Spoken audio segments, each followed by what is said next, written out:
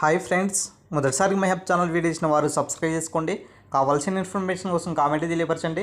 అదేవిధంగా వీడియో నచ్చినట్లయితే లైక్ చేయండి అండ్ షేర్ చేయండి సార్.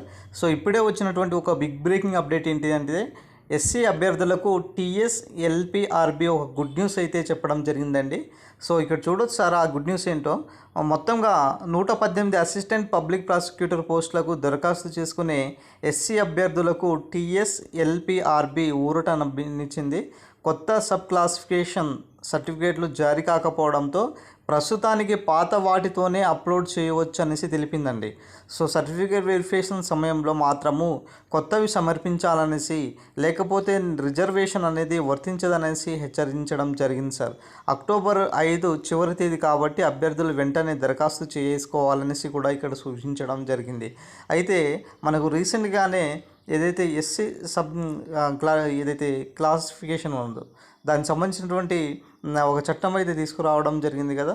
సో ఈ నేపథ్యంలో ఇప్పుడు ప్రభుత్వం ఏమంటుందంటే, ఇప్పుడుగైతే అప్లై చేసుకోండి పాత వాళ్ళు, తర్వాత సర్టిఫికేట్ వెరిఫికేషన్ అప్పుడు మాత్రం ఖచ్చితంగా ఏదైతే క్లాసిఫికేషన్ ప్రకారము రిజర్వేషన్ ప్రకారము ఇచ్చామో జారీ చేస్తున్నామో దానికి అనుగుణంగానే మాత్రమే మీరు సర్టిఫికేట్ తీసుకురావాల్సింది, లేకపోతే ఈ యొక్క రిజర్వేషన్ అనేది వర్తించదు అనేసి ఇక్కడ ఒక అప్డేట్ అయితే ఇవ్వడం జరిగింది సార్.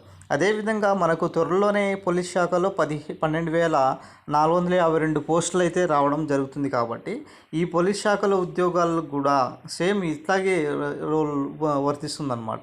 అయితే ప్రభుత్వము ఏదైతే ప్రతిష్టాత్మకంగా తీసుకొచ్చినటువంటి ఎస్సీ వర్గీకరణంగా ఏదైతే నోటిఫికేషన్లు రావడం జరుగుతున్నాయో, ఆ నోటిఫికేషన్స్ వచ్చిన తర్వాత సర్టిఫికేట్ వెరిఫికేషన్ వెళ్ళినప్పుడు ఖచ్చితంగా వాళ్ళకి సంబంధించినటువంటి ఏ రిజర్వేషన్ ఇక్కడ వర్తిస్తుంది, మరి ఏ కేటగిరీ అనేది ఖచ్చితంగా గ్రూప్ ఏనా, గ్రూప్ బి, గ్రూప్ సియా అనేసి మరి ఇట్లా డివైడ్ చేయడం జరిగింది. కాబట్టి వాళ్ళకి సంబంధించినటువంటి కేటగిరీ సంబంధించినటువంటి సర్టిఫికేట్ వెరిఫికేషన్ అప్పుడు చూపించుకోవాల్సినటువంటి పరిస్థితి వచ్చింది. లేకపోతే రిజర్వేషన్స్ అనేది వర్తించవు అనేసి ఇక్కడ మనకు క్లియర్ కట్గా ఒకటి చెప్పడం జరిగింది సార్. అయితే మొత్తానికైతే తెలంగాణలో మళ్ళీ నోటిఫికేషన్లు అయితే సో భర్తీ కానున్నాయండి. దాదాపుగా 40 నుంచి 50,000 ఉద్యోగాల భర్తీకి మరి అతి త్వరలోనే అంటే మరి నవంబర్ ఆర్ డిసెంబర్లోనే ఉద్యోగాలు వచ్చే అవకాశం ప్రజెంట్ పరిస్థితులు కనబడుతున్నాయి. కాబట్టి ఏదైతే సర్టిఫికేట్స్ ఉన్నాయో అవన్నీ కూడా దగ్గర పెట్టుకోండి.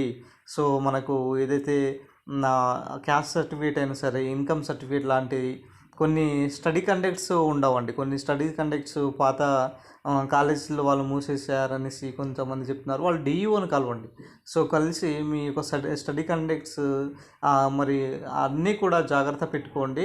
సో మెమోస్ అవి అన్నీ కూడా జాగ్రత్తగా ఉన్నాయో ఒకసారి చూసుకొని ఉంచుకున్నట్లయితే రాబోయే నోటిఫికేషన్లకు మీకు సర్టిఫికేట్ వెరిఫికేషన్ అప్పుడు మీకు క్లియర్ కట్గా తెలుస్తుంది. అదేవిధంగా మీరు అప్లై చేసుకున్నప్పుడు కూడా ఇప్పుడు టీజీపీఎస్సీ ఏం చేస్తుందంటే వన్ టైం రిజిస్టర్ ఉంటుంది. టీజీపీఎస్సీ వన్ టైం రిజిస్టర్ చేసుకున్నప్పుడు మీకు ఖచ్చితంగా సర్టిఫికేట్ అప్లోడ్ చేయాల్సి అనేసి ఇస్తుంది. కాబట్టి మీరు అప్లై చేసుకున్నప్పుడు మీకు ఉండాల్సింది, కాబట్టి ఖచ్చితంగా మీరు కూడా అప్లోడ్ చేసుకోవాల్సి ఉంటుంది. కాబట్టి ఇప్పుడే ముందుగా జాగ్రత్తగానే ఇవన్నీ పెట్టుకుంటే తర్వాత మీకు ఎటువంటి ప్రాబ్లం ఉండదు. సో ఇది ఈరోజు సంబంధించినటువంటి అప్డేట్ అండి. ఖచ్చితంగా పోలీస్ శాఖలో దాదాపుగా 12,452 ఉద్యోగాల భర్తీకి నోటిఫికేషన్లు అయితే వస్తున్నాయి. అదేవిధంగా అంగన్వాడీలో సంబంధించినటువంటి దాదాపు కూడా 15,000 పోస్టులు ఉన్నాయి. ఎఫ్బీఓలకు సంబంధించినటువంటి కూడా పోస్టులు ఉన్నాయి. డిఈఓ సంబంధించినటువంటి పోస్టులు, అదేవిధంగా మిగతా డిఎస్సి 5,000, 6,000, మరియు రెవెన్యూ డిపార్ట్మెంట్లో దాదాపుగా 12,000 నుంచి 13,000 ఉద్యోగాలు.